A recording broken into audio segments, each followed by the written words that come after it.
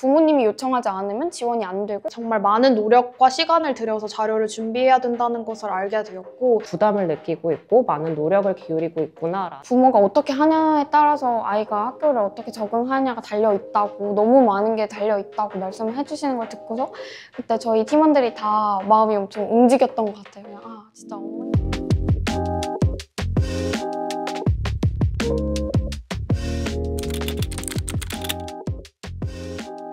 써니에 들어오기 전부터 사회 문제에 굉장히 많은 관심을 가지고 있었고 근데 특정한 주제를 잡고 딱 해결하고 싶어 라고 해서 오게 된 것은 아니었고 워크숍에 와서 팀원들과 얘기를 하면서 청각장애라는 주제로 기존에 이제 주목하지 못했던 청각장애, 그중에서도 난청아동의 문제를 이번에 다룰 수 있어서 좋았던 것 같아요.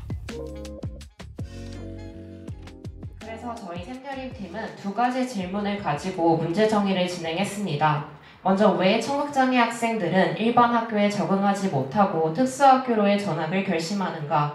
그리고 청각장애 학생들은 일반 처음에는 너무 막막했어요. 그러니까 어디 부분을 건드려야 할지도 모르겠을 정도로 너무 다방면으로 문제가 파편화되어 있다 보니까 어떤 부분을 우리가 건드려서 도와줘야 할지가 너무 고민이 많이 됐었던 것 같아요. 저희가 그래서 최종적으로 작성한 문제정의 문장은 의사소통 어려움에서 기인하는 학습 공백으로 인해 일반 학교에 적응하지 못한다입니다.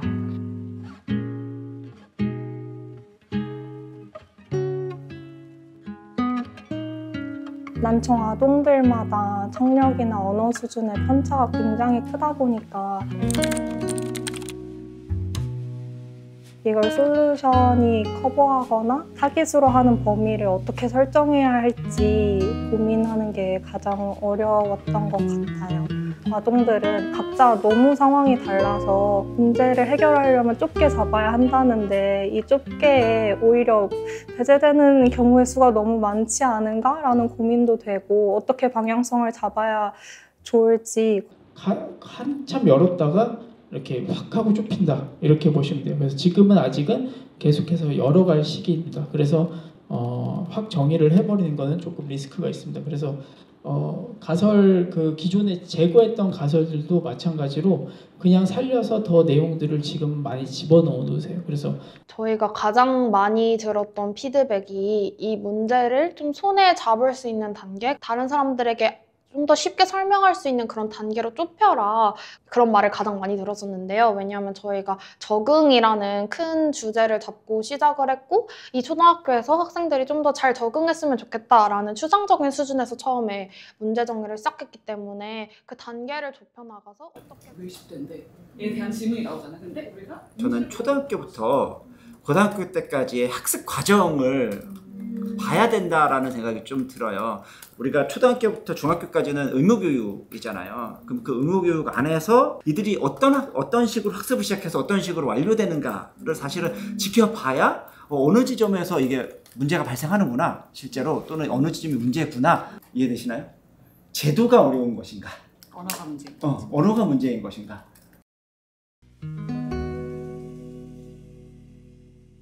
진짜 적응이라고 하면은 너무 넓은 것 같은데 이걸 어떻게 좁힐 수 있을까라고 하다가 그러면은 난청 아동이 재학을 하고 있는 학교에는 어떤 시스템이 있는지에 대해서 이렇게 막 논문 같은 것도 찾아보고 이렇게 하다가 이제 개별화 교육 협의회라는 거를 알게 되었었던 것 같아요. 이거를 이제 IP라고 부르는데.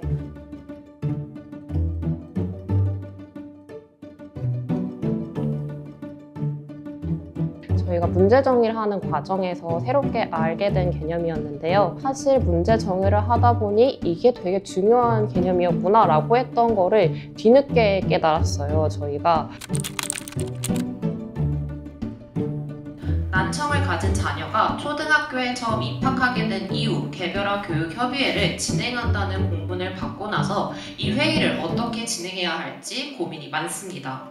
주변 학부모의 말에 따르면은 개별화 교육 협의회는 아동의 장애 유형과 특성에 맞는 계획을 수립하고 이와 관련된 이해관계자들이 참석하는 회의라고 합니다. 그러나 이에 관련해서 학부모는 물론 일반 교사, 심지어는 특수교사도 잘 알지 못하는 상황을 마주하게 됩니다. 근데 이제 학생을 중심으로 했었는데 지금은 학부모 쪽으로 그러니까 문제는 동일하되 대상자를 바꿔서 진행하고 있습니다.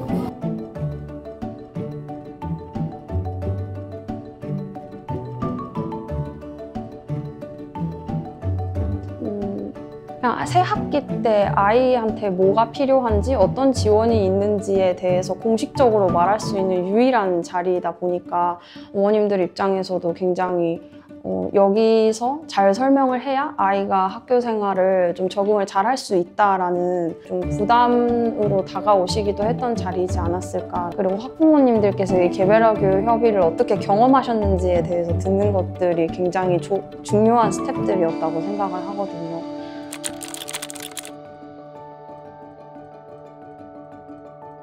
처음 인터뷰를 딱 했었을 때 굉장히 많은 시행착오들이 있으셨고 굉장히 많은 경험에서 나오는 어떤 어려움들도 있으셨다라는 그 유치원 때는 어린이집 때는 그냥 되게 밀착으로 케어를 해주시니까 그냥 알아서 잘해주세요 하고 넘겼던 부분들이 초등학교에 와서도 그냥 알아서 잘해주세요 하고 넘겼더니 아이의 문제점이 하나씩 드러났다라고 말씀해 주신 분이 있었어요. 그래서 그 아이가 한번 집에 하교를 하고 집에 와가지고 엄마 나 오늘 사실 하나도 안 들렸다? 이렇게 말했다고 했거든요. 그래서 그런 부분들이 그 사전 준비 단계에서 그리고 그 회의에서 우리 아이 뭐 안 들리면은 이렇게 행동하니까 이런 거 좀 신경 좀만 써주세요 이렇게 말씀했다면 준비를 잘 했고 아이가 그 하루도 잘 들었을 텐데 그렇지 못했던 것 같아가지고 그게 전 되게 안타까웠고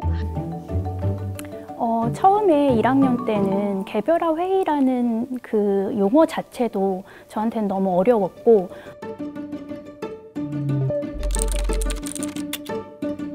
(1년에) 3월하고 9월에 해야 되는데 그때 특수교사가 학교에 없었던 상태여가지고 3월은 그냥 패스가 됐고 보통은 그냥 서면으로 사인만 하시면 됩니다 라고 하셔서 솔직히 그때는 잘 몰라가지고 제가 그냥 사인만 하고 서면으로 그냥 전달만 드렸었어요. 근데 알고 봤더니 그게 굉장히 중요한 회의였고 그거에 대한 정보가 너무 없었다는 것도 그랬고 부모가 이 협의를 준비하기 위해서 다양한 자료 정말 많은 노력과 시간을 들여서 자료를 준비해야 된다는 것을 알게 되었고 PPT를 막 장표를 엄청 많이 구상하셔가지고 인공화음이 뭔지 우리 아이는 어느 정도로 들리는지 이런 걸 다 세세하게 준비를 하셔서 그거를 선생님한테 보여드린다고 하더라고요. 근데 또 문제가 그걸 못 하시는 부모님들도 많아서 부모가 어떻게 하냐에 따라서 아이가 학교를 어떻게 적응하냐가 달려있다고. 이게 개별화 교육이 사실 표준화가 되어 있지 않기 때문에 학교나 유치원이랑 어린이집 양식이 다 다르거든요. 그래서 어떤 데는 책처럼 이렇게 두껍게 돼서 나오는 경우가 있어요. 그러면 10장 정도가 돼요. 그럼 그거를 쓰는데 되게 어려워요. 네. 그 인터뷰가 끝나고 나서 팀원 다 같이 이게 진짜 문제인 것 같다. 왜 부모가 이렇게까지 많은 노력을 들여야만 할까에 대해서 문제의식이 생겼던 것 같아요. 그래서 그 이후 자연스럽게 이 문제로 좀 좁히게 된 것 같습니다. 이 당사자들의 문제를 쪼개고 단계를 들어가고 구체화하는 과정에서 이 사람들이 겪고 있는 문제가 단순히 피상적인 차원의 문제가 아닌 구체적으로 교사와 부모 간의 소통 방식 중에 하나인 개별화 교육 협의회에서 문제가 있었다라는 구체적인 단계로 좀 이해를 심화할 수 있었던 것 같습니다. 공문을 교육청에서 받아서 보조공학기기를 지원받는데 종류, 가격 이런 걸 다 정리해서 선생님한테 보내드려야 하더라고요. 그런 단계나 좀 피로도를 좀 줄여드려서 우리가 뭔가 우리의 솔루션으로 바로 선생님께 전달을 착착착 할 수 있게 해드리면 좋겠다 이런 거를 좀 제일 중점에 뒀던 것 같아요.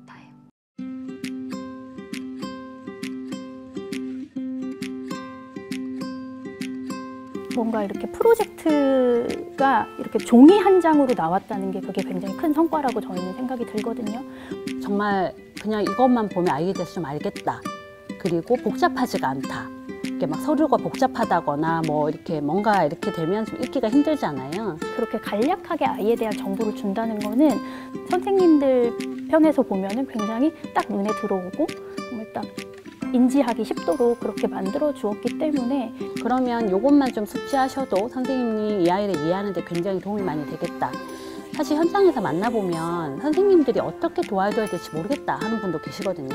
저희가 속에서의 아무래도 학교 생활에서 적응을 하면서 필요한 항목들을 위주로 골랐었고, 그리고 어쨌든 그 협의회 안에서는 학부모님들이랑 그리고 교사분들이 계시기 때문에 이게 어쨌든 교사분들이 읽으실 때도 이 내용들이 이해가 가고 그리고 좀 잘 숙지를 하셔야 되는 부분이잖아요. 그래서 그 부분을 다듬으려고 팀에서도 노력을 많이 했어가지고 교사분들도 잘 이해하실 수 있고, 그리고 학부모님들도 이제 어디서부터 어디까지 말씀을 드려야 되는지 모르겠다라고 하셨었는데, 그 부분에 대해서는 좀 이렇게 저희가 가이드라인을 정해드린 거다라고 생각을 해가지고.